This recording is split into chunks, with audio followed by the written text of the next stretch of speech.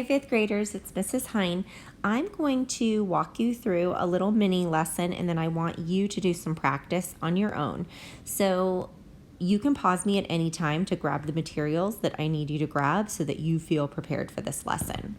So what we're going to be talking about today is theme, and we're going to be writing about theme in a book, and we're going to be writing about it in a way where you're going to build upon your previous thought so that your writing gets better and better, more clear, and you're definitely going to have more writing when you're done as opposed to what you first wrote, okay?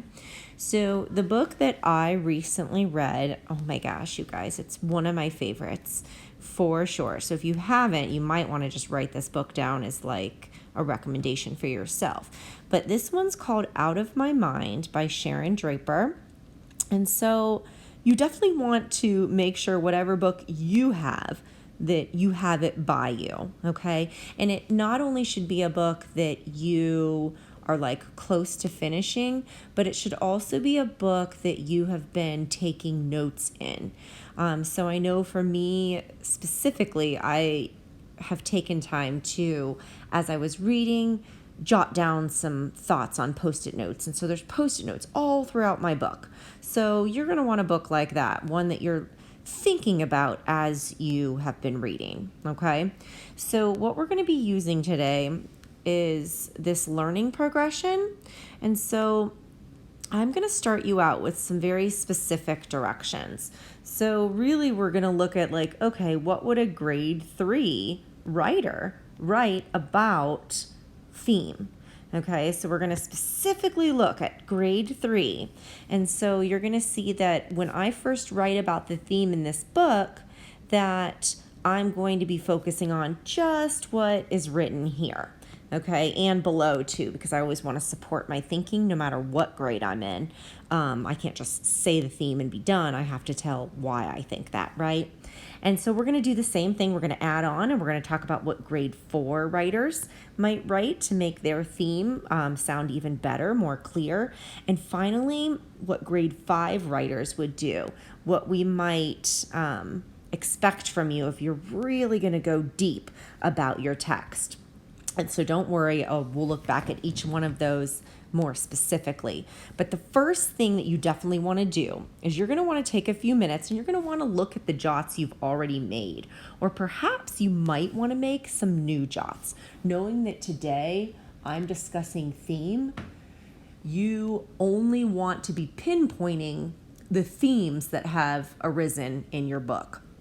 So one that I found, one of the Post-it notes that I found throughout my text was, when I went back looking through it, was it's important to look beyond someone's disability. And a theme is something where not only is the character learning this, but it's something I could apply to my own life too. And maybe that's why I really liked this book, because I felt like the author was just teaching me such an important lesson. And as a teacher and as someone who encounters many different types of people, specifically children, every day, I felt like this one really resonated with me. Because just because someone can't do something doesn't mean they can't do anything or everything, right? And so I need to look beyond their disability and find out what is it that they can do that makes them special. And so deciding that, okay, we're writing about theme, I knew, all right, well, I'll stick with that one because I felt like there were more than one example that I could talk about within the book. And so I went ahead and I had to go back, all right? I didn't have this already there. Maybe you're such a good detailed reader that you've really took some nice detailed jots, but I had to go back after looking at this first one, and I had to say, okay, how can I make sure that I give evidence to support that? And so I was like, well, if I'm going to look beyond someone's disability, when did that happen in the book? So I wrote down my thought, and my thought was that the main character, her name's Melody, she often gets asked what's wrong with her. To answer the question, she explains that cerebral palsy is the disability that she has, and it limits her body function, but it does not limit her mind. So she has a really tough time lifting an arm, or she can't walk. She has a really tough time feeding herself. But to Mean Girls, Melody would like to answer that question and say, well, we all have disabilities. What's yours? Okay. And then I thought another good example was in the end of the book, even Melody realizes this. Melody is disabled, but she too has blinders sometimes when it comes to other people. At first, in the beginning of the book, she identified her other disabled friends from room H5 differently. Like she said, oh, this is the boy that has this, and this is the girl that has trouble doing this. And so she was categorizing them by the things they couldn't do as well.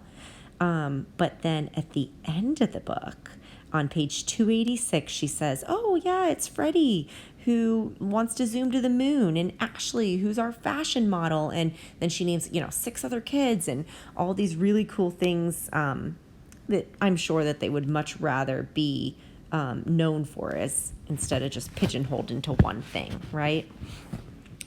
So let's take a look at what I did with those ideas, right? Let's go back for a second. I have my book. Do you have your book, right? Knowing that you're working on theme today, right? Do you have Post-its already made about theme? Or do you have at least one theme with some ideas like I have here in my Group A Post-its? If not, this is a great time for you to pause the video and get a theme jotted down and maybe like 2 or 3 examples of when that theme occurs in the book. All right, so then we can do step 1. So step 1, I took this big rubric, right? And this progression, and I'm just going to look at grade 3. Okay, so we're going to pretend that Mrs. Hine is a 3rd grader who just read this book. And step 1 says, everybody look at the left of my screen, it says, at the end of a story, I can say a few sentences about the big life lesson, the theme, that the character has learned. Okay, so if you look over to the right, what I wrote, I can count my sentences. 2. I see 2 periods. So, yeah, I wrote a few sentences. They're pretty big, pretty good sentences, actually. But there's only 2 of them. So, okay, I did that.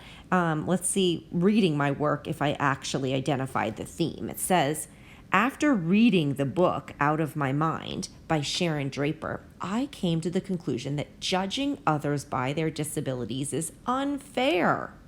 Well, yeah, I did it. I said the lesson that I learned, the theme. But then I want to go back down here and I want to make sure that I don't forget to support with evidence, right? It says I can talk and write about parts of the story that support my thinking.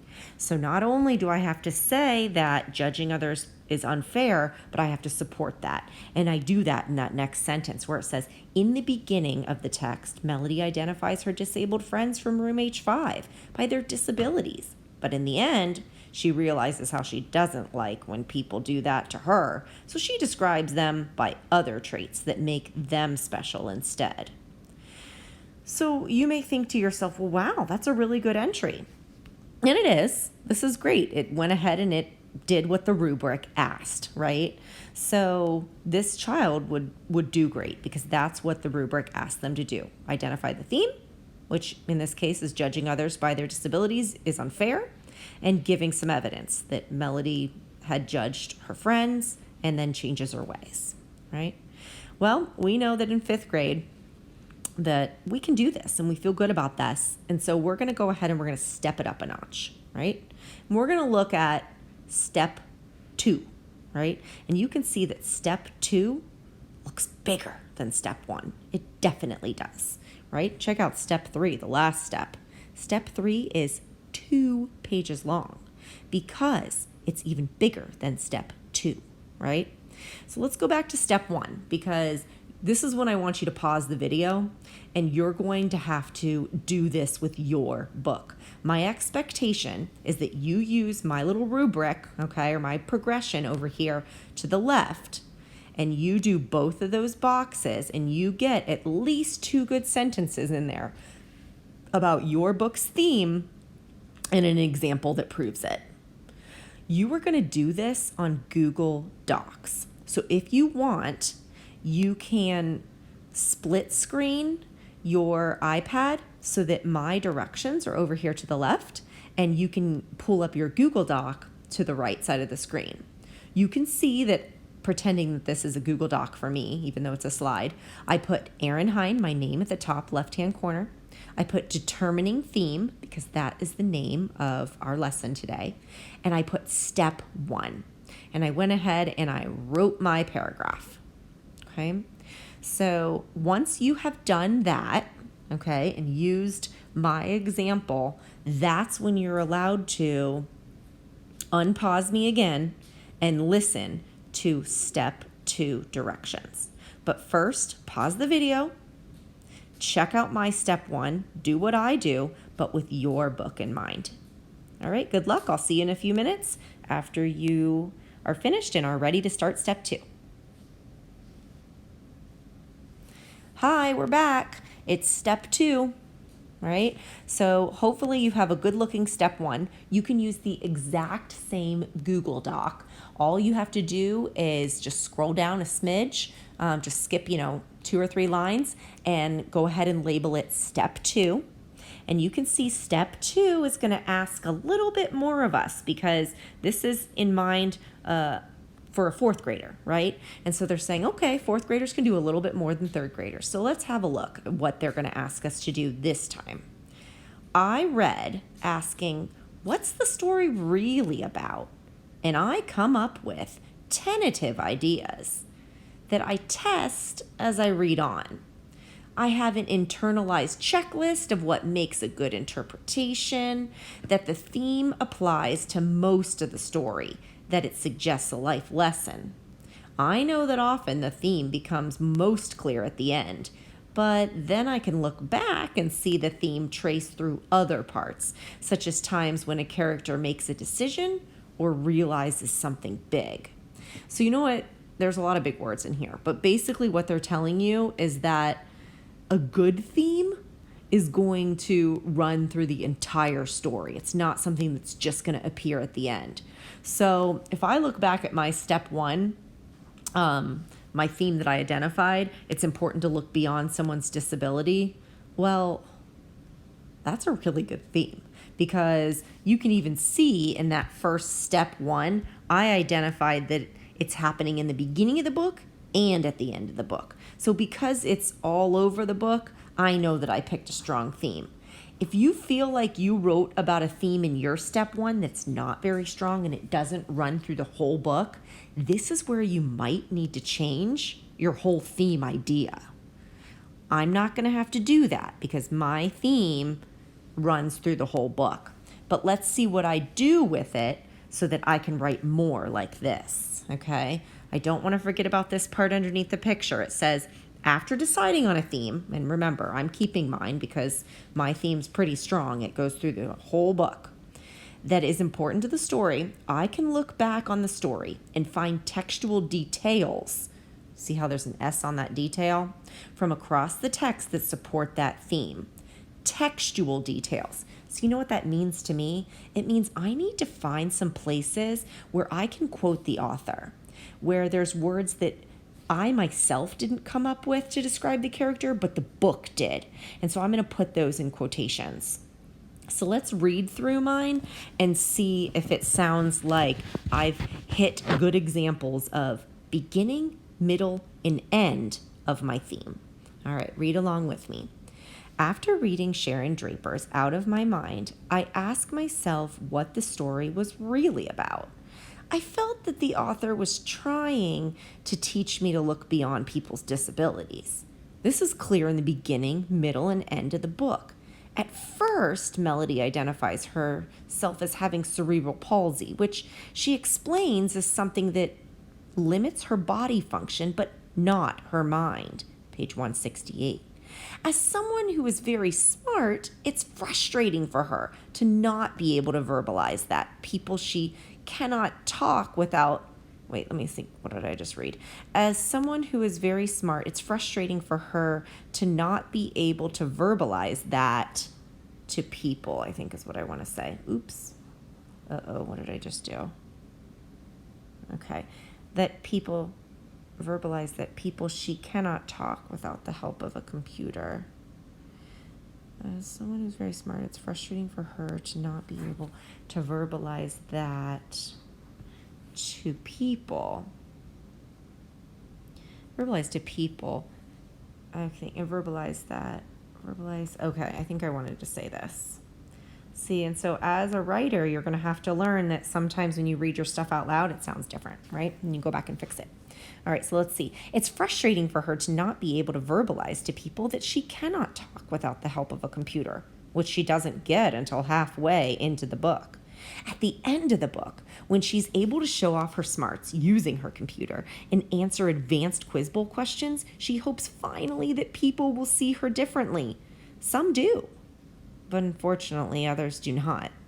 She even forces herself to look past her friend's disabilities from room H5, whom she saw mostly as disabled in the beginning, but in the end reintroduces them as Freddie, who wants to zoom to the moon, and Ashley, our fashion model, page 286.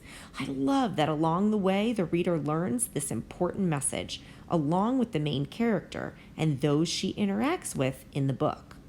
Okay, so I went ahead and I highlighted my examples because I wanted my teacher to know, in this case I wanted you students to know, that I have page numbers. I pulled direct quotes that are in quotations, and some of them are in my own words. That middle one is, but it was an example nevertheless from the book. So I wanted to show my teacher that I was able to show good evidence for my examples of beginning, middle, and ending ideas that supported thinking beyond people's disabilities.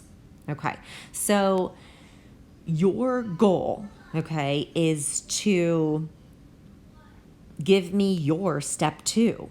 I want you to rethink about your book. If it's the same theme, great. If you need a stronger one that has a beginning, middle, and an end example of how that theme intertwines in the book, then you might need that, okay? Take some time, map it out on Post-its if you need to first, okay? Or do what I did and highlight your examples so that you know you don't forget them, right? Okay, and you should be set. Now, I don't want you to freak out because step 3 is big, right? And so I'm not going to make you do step 3 today. I just want you to read my step 3 in a few minutes so that you can see the difference. Step 3, you guys, is more like an essay, if I'm being honest, okay? And we're not practicing essays at this moment, but I want you to see the difference of that type of thinking, okay? So what I want you to do is I want you to go ahead, reread the directions over here to the left, reread my step 2 about out of my mind, and then go ahead and do what I did, but with your book, okay?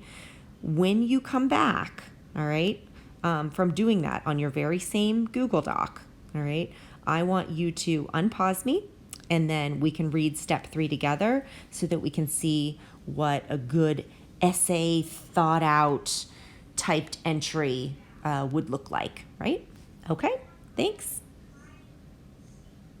Welcome back. Okay, hopefully you feel accomplished. You've done step 2, and hopefully what you have is much bigger than what was in step 1. Okay, so you can see step 3 is going to be 2 pages, so it's going to be a lot bigger than step 2, all right? But what we're going to do is we're just going to read through, and I'm going to explain to you how that's different. Okay, so let's look at the directions first and foremost, okay? Because that's how one of the most important ways, right, that you're going to get a good grade. I read asking what seems to be the big theme or themes of this story. They want us to think of more than one theme. I can figure out a couple of themes that are especially significant, noting which are best supported. To think about these, I tie together that several significant parts of the story seem to mean. I know themes are shown not only by the content of the text, but also in the way that it's written. I can cite details that support each of the several themes. keeping straight which details support which themes. I don't just summarize. I also sometimes quote. I know the exact words used can help convey the theme. So we did some 5th grade work in our last entry because we sometimes quoted, right? Hopefully you did, because that's what your teacher's going to end up grading you on is step 2.